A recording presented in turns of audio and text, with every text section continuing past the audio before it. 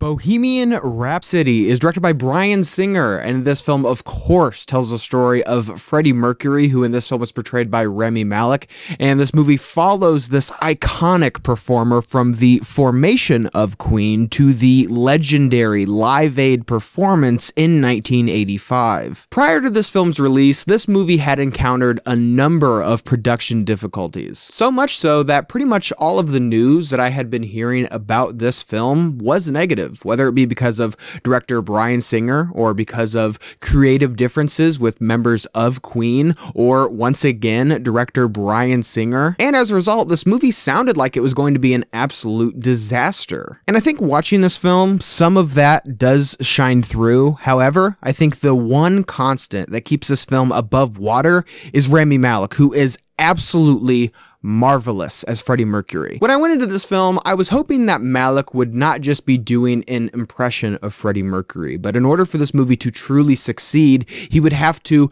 embody everything that makes Mercury not just the front man of Queen, but Freddie Mercury as a person. And that is by far when this film shines the brightest, is when it has these intimate moments of just Freddie Mercury, especially when he is with his wife Mary, who is portrayed by Lucy Boynton, who I was so happy to see again after her role in Sing Street. The dynamic that he has with her, for those of you that don't know, is incredibly complicated, and I thought that that was this film's best angle at offering an introspective look at Freddie Mercury, not just being this eccentric frontman from one of the most influential bands of all time. But unfortunately, most everything else in this film is not as introspective as these elements are. Specifically when it comes to the other members of Queen, like Brian May and John Deacon and Roger Taylor, all of which could be swapped out with any other member from any other band from any other movie, and this film would still not be that different. And for the most part, the only other level of detail that this film offers the other members of Queen is the fact that Brian May used to be an astrophysicist and Roger Taylor went to school to be a dentist. But everything else is pretty much non-existent. This movie makes the choice to focus solely on Freddie Mercury, which is a decision that I think has the ability to work. However, this film makes the attempt to have this constant through line of the familial bond between the members of Queen. So I thought it was just a bit betraying of this movie's overall narrative to focus pretty much solely on Freddie Mercury. And I do think that that is a contributing factor, and barring Rami Malek's performance, that renders this film to be ultimately kind of mediocre. There are some minor attempts at depth that are pretty serviceable, but they don't really go much deeper than Queen's Wikipedia page. This film also features a number of moments that are the very generic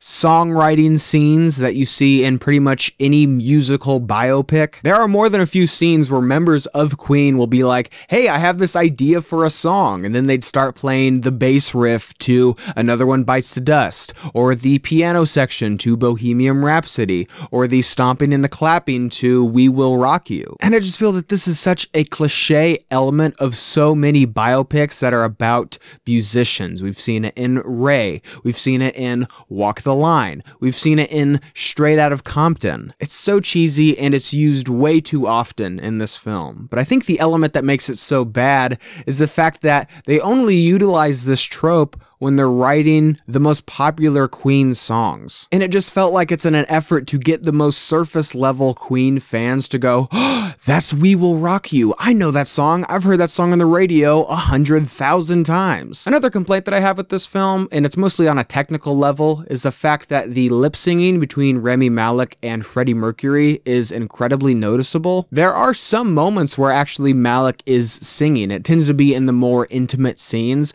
but the concert scenes, and especially the scenes where they're actually recording the songs, it typically is Freddie Mercury. Now, I understand that no one in the world is able to sing like Freddie Mercury can. However, I do think in the scenes that are a bit more demanding vocally, that maybe they could have cut away a bit more often from Rami Malek, so it's not as noticeable. I think with all that being said, Bohemian Rhapsody is a pretty much middle-of-the-road biopic that is elevated to an okay level because of the performance of Lucy Boynton as well as Rami Malek. And I would have preferred that this film delve a bit deeper into the other members of the band in a way that could distinguish this film from instead being about any band to being about Queen specifically. So did you guys see Bohemian Rhapsody? What did you think about it? Leave your thoughts and opinions down below. And as always, guys, thank you so much for watching today. I hope you liked today's video, and if you did, you can click on the link down below